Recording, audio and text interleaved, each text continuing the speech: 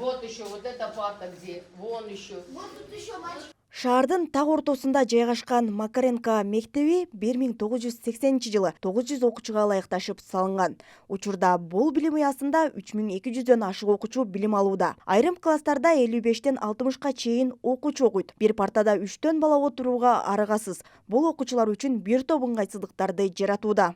Биз үчөөбүз отурганда жазган неудобно болот. Экөөбүз отурганда жазыш ыңгайлуу болот.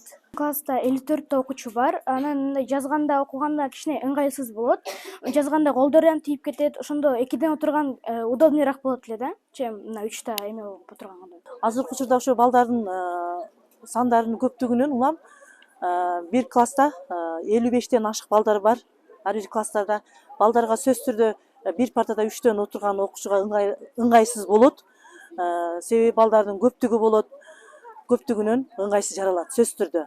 Бул көйгөйдү чечүү максатында шаардык бийлик мектептин баштапкы аймагын калыбына келтирүү иштерин баштады. Алгач билим уясынын аянты 3 гектарды түзсө, жылдар аралыгында жерлер сатылып, учурда 1 гектардан ашык аймагы гана калган. Айрым жер тилкелери мыйзамсыз түрдө жеке тараптардын колуна өтүп кеткен. Бүгүнкү күндө ал жерлерде соода түйүндөр, кафе, ресторандар жана банктардын имараттары жайгашкан.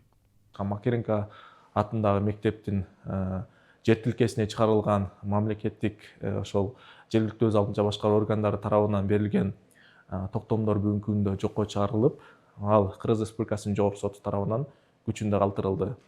Ал эми ошол алардын жүрүшүндөгү сатып алуу келишимдери болгондугуна байланыштуу бүгүнкү күндө Ош шаары мэриясынын доо арызынын негизинде доо арыз менен кайрылган. Ош шаардык сотунда бүгүнкү күндө ал боюнча доо арыз менен кайрылып, ошо ал боюнча да соттук териштирүүлөр жүргүзүлүп атат. Мындан сырткары аталган мектепте балдар үчүн жайкы спорт зал жок. Эгер мыйзамсыз берилген жерлер кайтарылса, окуучулар үчүн заманбап жайкы спорт зал курулат. Ошондой эле мектеп толук капиталдык оңдоодон өтүп, айланасы көрктөндүрүлүп, жашылдандырылат. Биздин азыркы учурда окуучуларга мына дене тарбия сабагында сырткы жайкы ойноолуп турган площадкалары жок.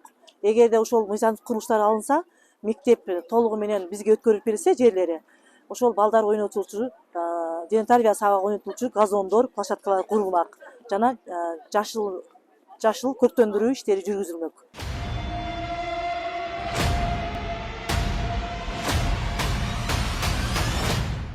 Макаренко мектебинин аймагында мыйзамсыз турган соода түйүндөр, имараттар, банктар 1-марттан тарта бузулат. Ал үчүн жеке тараптарга эскертүү кагаздары берилди. Эгерде имараттын ээсинин документтери мыйзамдуу болгон болсо, аларга шаардык мэрия тарабынан кенемте төлөнөрү айтылды.